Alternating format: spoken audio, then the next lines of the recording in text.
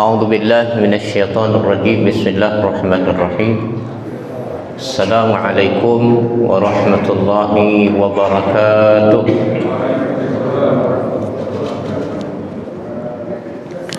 Alhamdulillah, alhamdulillahi rabbil alamin, wa bihi nasta'in ala umuri dunya waddin. Asyhadu an la ilaha illallah wahdahu la syarika lah, wa asyhadu anna Muhammadan abduhu wa rasuluhu alladzi la nabiyya ba'dah. Allahumma salli wa sallim ala nabiyyina Muhammad wa ala alihi wa sahbihi ajma'in. Amma ba'd. Hadirin wal hadirat jamaah salat maghrib Masjid Al-Muhajirin, Komplek Bumi Asri, Kota Medan yang dirahmati oleh Allah. Alhamdulillah kita bertemu dalam keadaan sehat walafiat.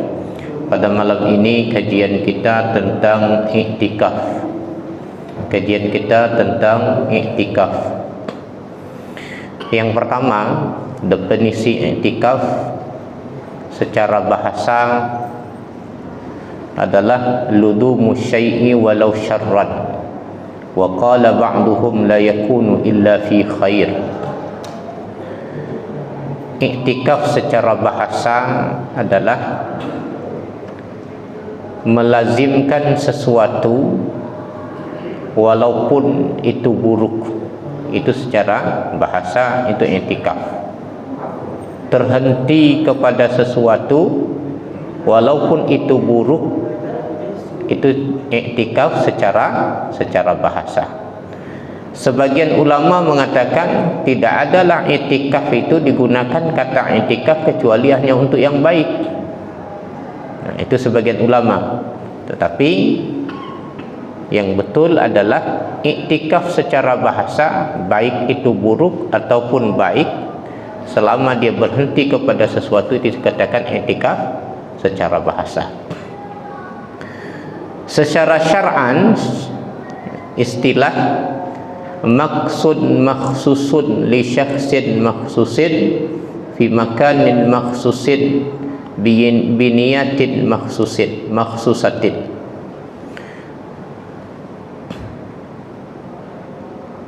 Diam yang khusus kepada seseorang yang khusus di tempat yang khusus dengan niat yang khusus. Ini diamnya khusus pada seseorang, artinya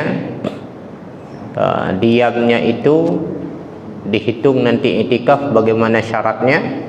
Kemudian orangnya siapa, apakah boleh orang gila, orang selain Islam, orang murtad. Kemudian tempat, apakah boleh musalla, boleh rumah.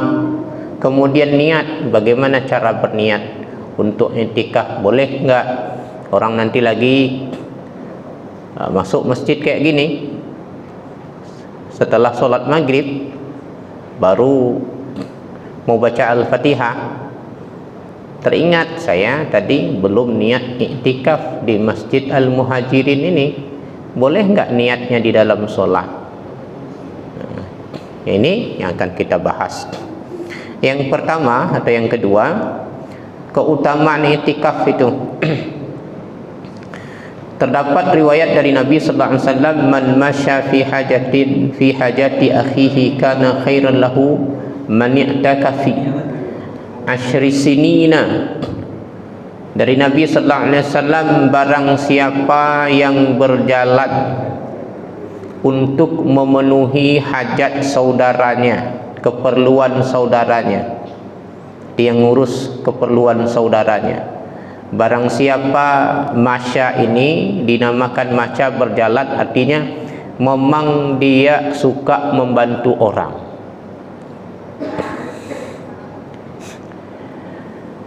Maka kata Nabi, kana khairan lahu man i'takafi asyri sinina, maka baginya lebih baik daripada iktikaf 10 tahun. Rasa enggak ada orang yang sanggup iktikaf 10 tahun. Kalau tatabu' itu berurutan harinya. Kecuali kita iktikaf misalnya bulan Ramadan ini 10 hari.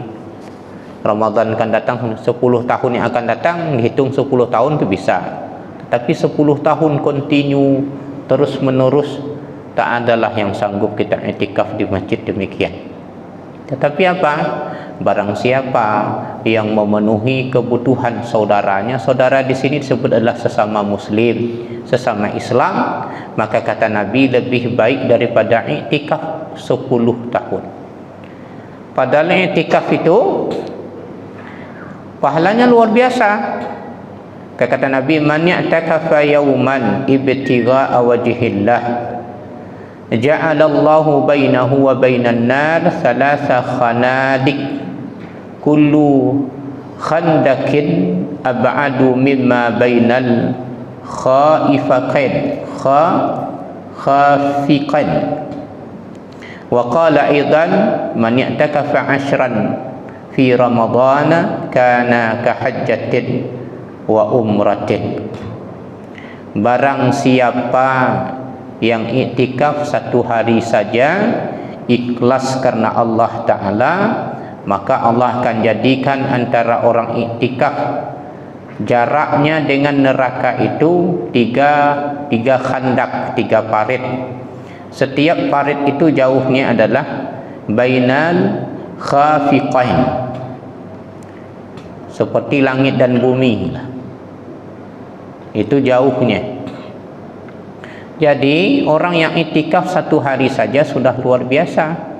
Tetapi disebutkan di sini orang yang memenuhi kebutuhan, ya, kebutuhan saudara sama muslim itu lebih baik daripada iktikaf 10 tahun, bukan 1 hari. Bahkan Ibnu Abbas lagi iktikaf, datang orang yang mengeluh, berdoa, ya, wajahnya terlihat lagi suram. Kemudian Ibnu Abbas meninggalkan i'tikafnya, keluar dari masjid. Jadi orang bertanya kepada Ibnu Abbas, wahai Ibnu Abbas, kenapa engkau tinggalkan i'tikaf? Padahal i'tikaf itu besar pahalanya. Dia i'tikaf ini di Masjid Nabawi, di Masjid Nabi sallallahu alaihi wasallam. Di masa itu Nabi sudah wafat, sudah meninggal dunia. Kemudian Ibnu Abbas menjawab pertanyaan orang yang bertanya tadi sambil menunjuk kuburan Nabi sallallahu alaihi wasallam, karena sabda ini. Maka dibacakanlah hadis yang di atas tadi. Orang yang memenuhi kebutuhan hajat, keperluan saudaranya sesama muslim itu lebih baik daripada i'tikaf 10 tahun. Maka oleh karena itu ada orang yang terlilit utang, tak tahu lagi bagaimana caranya, dia mengeluh ke masjid, datang, ya Allah tolong. Maka Ibnu Abbas tadi keluar mencari solusi bagaimana cara memenuhi kebutuhan saudara sesama muslim. Kemudian dalam hadis yang lain diriwayatkan oleh Imam Al-Baihaqi dalam kitab Fi Syu'ubil Iman, disebutkan di sini, barang siapa yang i'tikaf 10 di bulan Ramadan, maka pahalanya seperti 2 kali haji dan 2 kali umrah. Ya, 10 hari di bulan Ramadan. Maka bagi yang belum, cobalah i'tikaf. Memang nikmat. I'tikafnya 10 hari, namanya i'tikaf tatabu'. I'tikafnya 10 hari. Kalau batal 1 hari, ya batal semua, karena kita i'tikafnya niatnya 10 hari. Kalau i'tikafnya sehari, ya, itu beda. Kemudian hukum i'tikaf itu ada 4. Yang pertama, wajib apabila bernazar. Nazarnya, saya kalau ada ini itu, kalau sembuh sakit saya i'tikaf di Masjid Al-Muhajirin 3 jam. Jadi nazarnya itu ya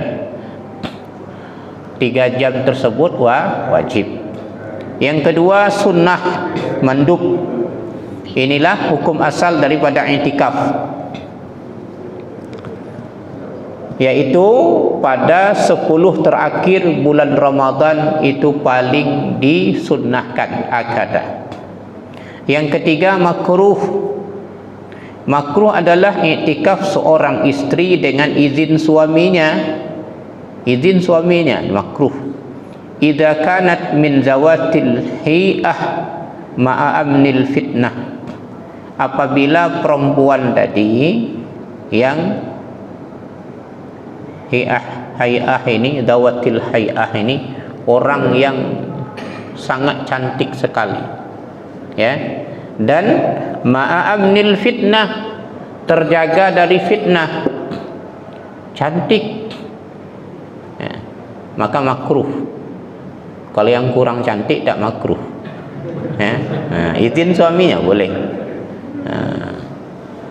Kalau yang cantik izin pen suaminya makruh. Aman fitnah. Kalau tak aman fitnah, banyak pula yang lihat-lihat, ya. Itu udah haram, boleh. Lebih-lebih kalau di tempat kita ini memang tidak ada tempat yang khusus untuk perempuan, ya. Tempat lain kalau di Mesir pengalaman itu lantai 2 untuk perempuan, lantai 3 untuk laki-laki intikaf. Lantai dasar seperti ini hanya diperuntukkan untuk sholat, ya. Kalau sini mungkin di area mu'alaf, ya, bina mu'alaf itu apa-apa bisa nanti i'tikaf 10 hari di sini di masjid ini. Kemudian yang keempat haram ma'asihah, haram tapi sah i'tikaf seorang istri tanpa izin suaminya atau izin suaminya tapi takut fitnah. Kemudian tidak sah i'tikaf orang yang junub dan haid.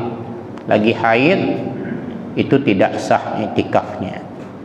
Rukun i'tikaf ada 4. Yang pertama niat, yang kedua berdiam diri, yang ketiga wa mu'takafun fih, tempat dia i'tikaf, yang keempat wa mu'takif, orang yang i'tikaf. Itu 4 rukunnya. Ada 4, niat, kemudian berhenti sejenak, kemudian tempat i'tikaf, yang keempat adalah orang yang i'tikaf. Syarat i'tikaf itu ada 6, ya. Syaratnya yang pertama niat. Innamal a'malu binniyat, harus disertai dengan niat. Kalau tak ada niat, kayak kita duduk ini, ada i'tikaf ada enggak? Nah, kalau enggak ada, pasang sekarang, ya, nawaitu i'tikaf lillahi ta'ala, dapat. Jadi kalau kita udah ada dapat ilmunya, selalu double pahalanya. Beda kalau tak ada ilmunya. Jadi sambil ngaji, ilmu ngaji dapat, pahala menuntut ilmu itu kan sampai ikan-ikan, sampai semua hewan itu istighfar, memohonkan ampun dosa kepada kita, orang yang hadir di majelis ilmu. Yang kedua, kita juga dapat pahala i'tikaf. Itu untungnya. Makanya untungnya ngaji di masjid. Maka dalam Mu'jam Tabrani itu beda ngaji di rumah dengan ngaji di masjid. Jadi ada tambahan bonus pahalanya. Yang pertama syaratnya harus ada niat. Niatkan saya i'tikaf lillahi ta'ala. Yang kedua, ayakuna fi masjidin khalisin al-masjidiyah. Yang dikatakan yang kedua syaratnya memang harus di masjid.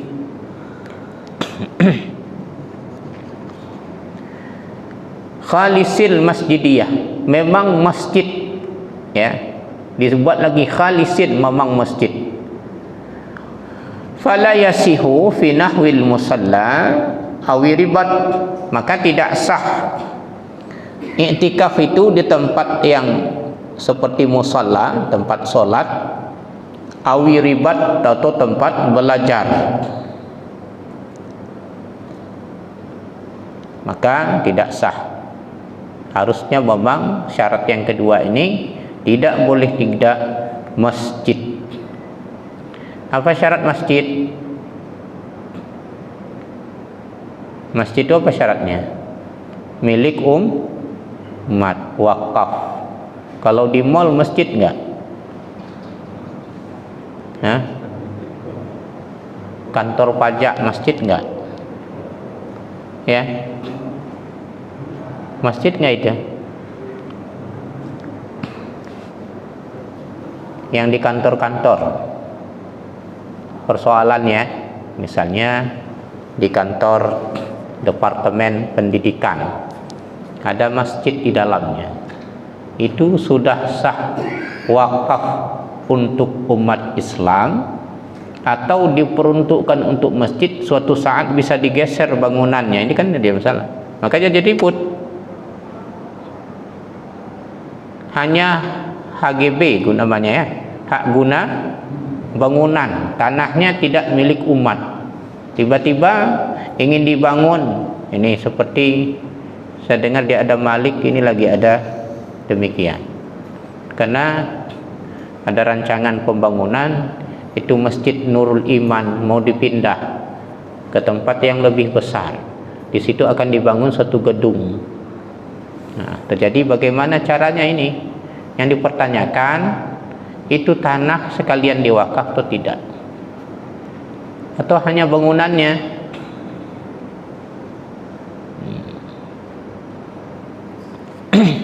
Maka yang kedua ini harus masjid. Boleh perempuan itu i'tikaf di rumahnya, itu mazhab Hanafi. Yang paling kuat, muktamad dalam mazhab Hanafi, perempuan boleh i'tikaf di rumah tempat dia sholat. Yang ketiga, syarat i'tikaf adalah al-lubthu fihi fawqa tuma'ninatis salah. Berhenti sejenak, waktunya, durasinya itu di atas tuma'ninah solat, udah sah i'tikaf. Tuma'ninah solat itu adalah subhanallah, ya, subhana rabbiyal azimi wa bihamdih, udah dihitung i'tikaf. Sami Allahu liman hamidah. Fauqa itu di atas, itu durasinya. Kalau itu misal jurati subhana rabbiyal azimi wa bihamdih, itu mungkin durasinya 5 detik, atau di atas itu 7 detik lah kita bilang, itu sudah dihitung i'tikaf. Jadi kita duduk aja di sini sebentar, duduk nunggu kawan ada janji, niat i'tikaf, sudah dapat pahala. Kemudian tidak sah i'tikaf fala yasihu ma'al murul bidunil wukuf, maka tidak sah i'tikaf orang yang lewat saja, bukanya pintu ini lewat ke pintu sana, ya, terhitung waktunya itu 15 detik, maka tidak sah i'tikaf, ya. Adapun orang taraddud yang bolak-balik dari sini pergi ke sana, itu dihitung i'tikaf. Itu bedanya. Kalau hanya lewat saja tidak. Yang keempat, taharah anil hadasil akbar. Syarat yang keempat, suci dari hadas akbar. Seperti orang junub tak boleh i'tikaf, orang haid nggak boleh i'tikaf, orang nifas nggak boleh i'tikaf. Tapi kalau orang yang hadas kecil, batal wudunya, boleh i'tikaf. Jadi tak mesti kita berwuduk untuk i'tikaf. Batal wuduk, kita duduk di luar. Ini masjid teras, sambil pula ngisap rokok gudang garam merah, i'tikaf, dapat juga pahala, ya, sambil luar biasa. Yang kelima, al-aqlu, orangnya berakal sehat. Maka tidak sah i'tikaf daripada orang gila, ya.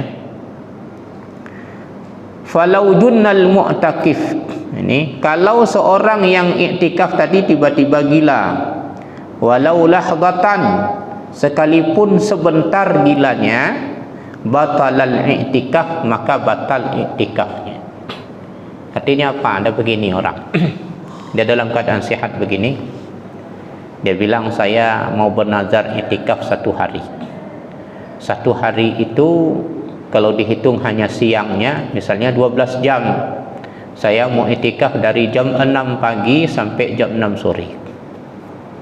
Itu harus terlaksana 12 jam, dari jam 6 pagi pergi i'tikaf di sini. Lagi i'tikaf tinggal 30 menit lagi, tiba-tiba gila. 30 menit lagi tiba-tiba gila. Ini harus diulang dari awal. Jadi karena i'tikafnya tadi nazarnya untuk dari jam 6 sampai jam 6 sore, tiba-tiba gila belum sampai jam 6 sore, maka i'tikafnya harus diulang dari awal. Nanti beda orang yang koma, pingsan. Yang keenam, syarat i'tikaf Islam, maka tidak sah i'tikaf daripada orang kafir. Itulah syaratnya. Orang kafir boleh nggak masuk masjid? Orang kafir boleh nggak masuk masjid? Ya, nanti tiba-tiba ada orang kafir masuk masjid Al-Muhajirin, Komplek Bumi Asri, nanti yang dimarahin ketua BKM-nya, ya, kalau terjadi ribut, pengurusnya. Boleh nggak orang kafir masuk masjid? Tidak boleh orang kafir masuk masjid kecuali dengan dua syarat, ya. Tidak boleh orang kafir masuk masjid kecuali dengan dua syarat. Yang pertama, ayakuna biiznil muslim. Yang pertama dengan izin orang Islam setempat. Kalau di Muhajirin, ya, Masjid Al-Muhajirin ini, siapa yang dikatakan biiznil muslim di sini dengan izin orang Islam? Kita sudah mewakilkan kepada kepengurusan BKM. Jadi kita sudah ngurus itu semua, mau listriknya, mau air, kebersihan, imam, pengajian, semua itu di bawah naungan BKM. Jadi atas izin BKM boleh dia masuk. Tak boleh kita sembarangan kita bawa. Izin dulu sama BKM. Jadi kalau BKM mengizinkan, sudah perwakilan kita warga Komplek Bumi Asri. Jadi izin muslim, kita persempit. Muslim di sini adalah kepengurusan masjid tersebut. Kemudian yang kedua, amnul fitnah, aman dari fitnah. Kalau tak aman dari fitnah, tak boleh. Apa aman fitnah? Banyak. Contohnya, perempuan-perempuan yang tak tutup aurat disuruh tutup aurat. Itu kalau bapak dan ibu jalan-jalan, baik ke Turki nanti atau ke Mesir. Ke Mesir itu ada qal'ah, benteng Salahuddin Al-Ayyubi. Benteng Salahuddin Al-Ayyubi itu tinggi, perang salib, ya. Enak jalan-jalan ke sana karena di sana banyak mahasiswa, Medan, Aceh, ya, Padang, bisa dihubungi, tinggal di tempat mahasiswa juga bisa tinggal di sana nanti. Ada rumah pelajar, ya, persatuan. Kalau Aceh itu KMA, keluarga mahasiswa Aceh. Ada rumahnya udah dibeli, lantai dasar sebesar masjid ini, ya, ada kamarnya. Kemudian ada KMM, keluarga mahasiswa Medan, ada juga rumahnya. Rata-rata sekarang setiap provinsi memiliki rumah. Jadi masjid di Qal'ah Salahuddin Al-Ayyubi tadi, di benteng Salahuddin Al-Ayyubi itu ada masjid di atas yang dihormati sampai sekarang. Kita pergi ke sana, saya perhatikan turis-turis yang tidak tutup aurat itu dikasih jubah untuk perempuannya di sana. Kasih jubah, ya. Jadi agak beda Masjid Husain. Masjid Husain di Khan Khalili, pusat kota. Khan Khalili itu gang kecil, tempat jual aksesoris atau cendramata untuk oleh-oleh kita bawa pulang. Di situ biasa aja saya perhatikan yang turis-turis pakai celana pendek masuk masjid, ya. Jadi ini harus aman dari fitnah.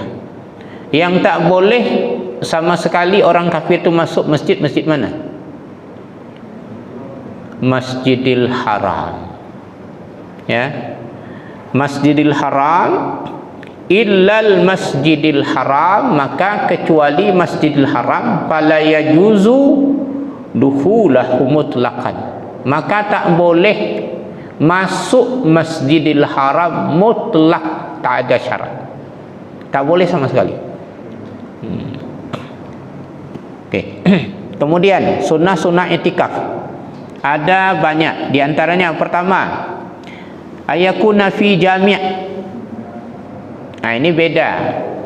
Kita di sini ada yang ditulis apa? Jami', masjid jami'. Apa masjid jami'?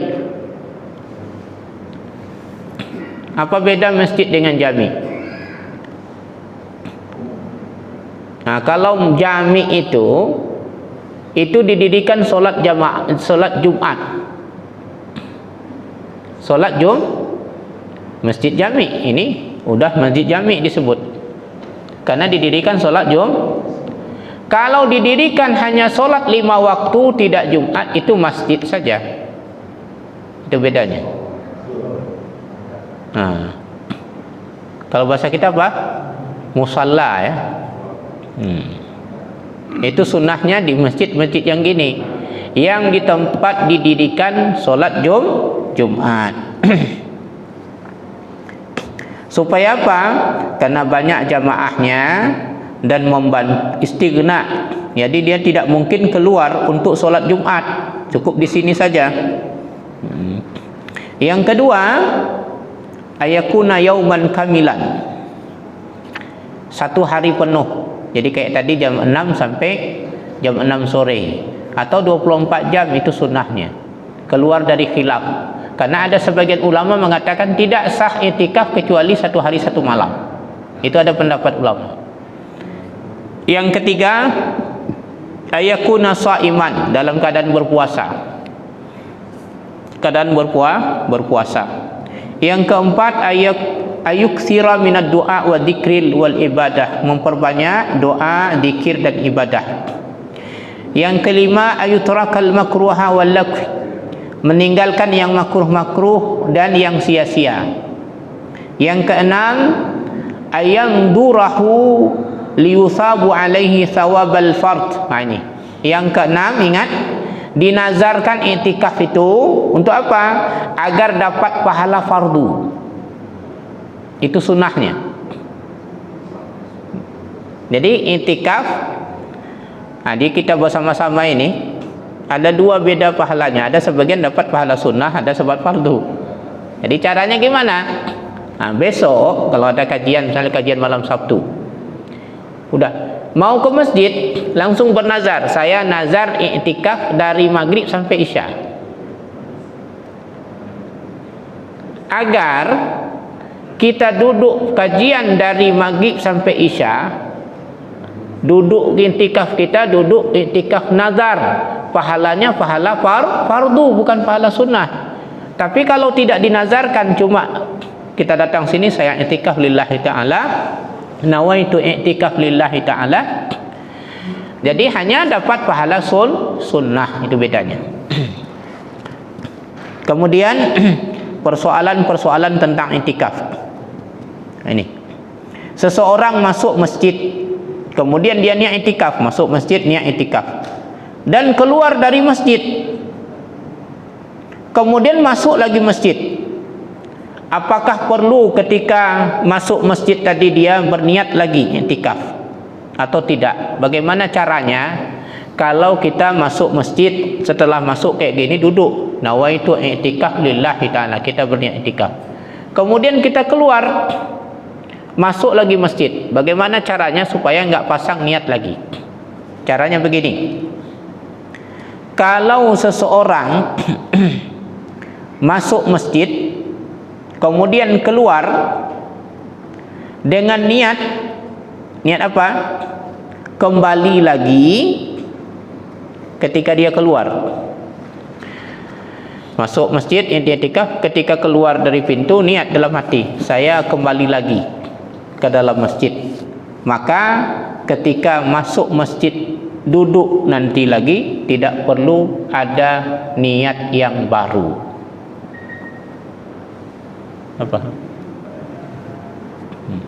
Kemudian kalau seseorang tanpa ada niat, tanpa ada tekad untuk kembali lagi ke masjid, ketika keluar tadi, maka wajib baginya berniat kembali. Itu bedanya. Kita masuk masjid, duduk, nawaitu i'tikaf lillahi ta'ala, kemudian tiba-tiba keluar. Dari keluar pertama dari pintu masjid tadi, langsung dipasang niat, saya kembali lagi. Masuk masjid. Jadi ketika kita sudah keperluan dari luar tadi, maka tidak perlu lagi niat i'tikaf. Tetapi kalau tidak diniatkan tadi, maka tidak boleh, harus ada niat lagi. Yang kedua, apabila dia iktikaf itu disandarkan dengan waktu, seperti 1 hari 1 bulan, tapi tidak disyaratkan tatabu' itu berturut-turut, wa kharaja, keluar dari masjid. Maka apabila dia keluar li qada'i hajatin, untuk keperluan memang yang mesti dilakukan, seperti apa? Seperti buang air kecil, BAK, BAB, maka tidak perlu lagi berniat ketika masuk masjid. Sekalipun lama dia di sana, di kamar mandi lama. Karena pekerjaan itu mesti harus dilakukan. Tapi kalau dia keluar bukan keperluan itu, kemudian dia niat untuk kembali ketika keluar tadi, maka tidak perlu lagi berniat seperti yang tadi ceritanya. Tidak perlu lagi niat untuk i'tikaf lagi. Jadi tidak perlu pasang niat lagi. Kemudian apabila seseorang keluar, idza dakhala syakhsun ila masjid, apabila seorang masuk masjid kemudian dia lupa berniat i'tikaf, apakah boleh seseorang berniat di waktu dia sholat? Nah, ini kita masuk masjid, tiba langsung sholat apa? Sholat tahiyatul masjid. Boleh enggak di dalam sholat tadi kita niat i'tikaf? Niat i'tikaf boleh, boleh. Naam, boleh. Boleh bagi seseorang berniat i'tikaf biqalbihi, dengan hatinya, bi asna'is salah, di tengah-tengah solatnya, sedang solat berlangsung. Wala yajuzu lahu ayatalaffadha bin niyah, maka tidak boleh dia lafazkan dengan mulut, tapi dalam hati boleh. Li'annahu kalamu ajnabi yubtilus salah, karena kalam ajnabi, perkataan yang tidak ada hubungannya dengan solat, itu membatalkan solat. Namun pendapat Ibnu Hajar mengatakan tidak batal solat, karena perkataan itu, talafut itu kurbah, perkataan yang mendekatkan diri kepada Allah Subhanahu wa ta'ala. Imam Ramli mengatakan tak boleh. Kalau kita ngambil yang tak boleh aja supaya enggak ribet, Jadi boleh kita ambil yang tak boleh mengucapkan dengan mulut, tapi boleh diniatkan di hati. Jadi ketika kita masuk masjid, solat tahiyatul masjid, teringat setelah niat, baru teringat saya belum niat i'tikaf di masjid ini, maka segera langsung niat dipasang ketika lagi solat, dapat boleh. Kemudian yang membatalkan i'tikaf ada 6. Yang pertama gila, wal ikma, itu koma, hilang kesadaran atau pingsan dengan sebab disengaja. Kalau tanpa disengaja tak batal. Artinya seorang gila kena minum obat dan yang lain-lain, begitu juga pingsan dengan sesuatu yang menyebabkan dia pingsan, kalau dengan sendirinya maka batal. Kemudian yang kedua, mabuk yang disengaja juga batal. Yang ketiga haid, yang keempat murtad, yang kelima janabah, junub yang membatalkan puasa. Kalau junub yang tidak membatalkan puasa tidak batal.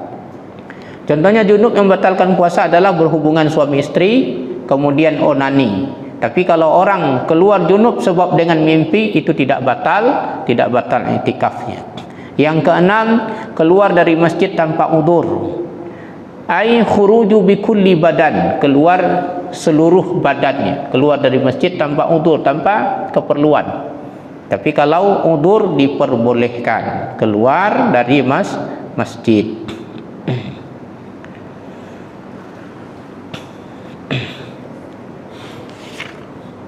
Mari kita tutup kajian dengan mengucapkan alhamdulillahirabbil alamin dan doa kafaratul subhanakallahumma bihamdika asyhadu an la ilaha illa anta astaghfiruka wa atubu ilaik. Assalamualaikum warahmatullahi wabarakatuh.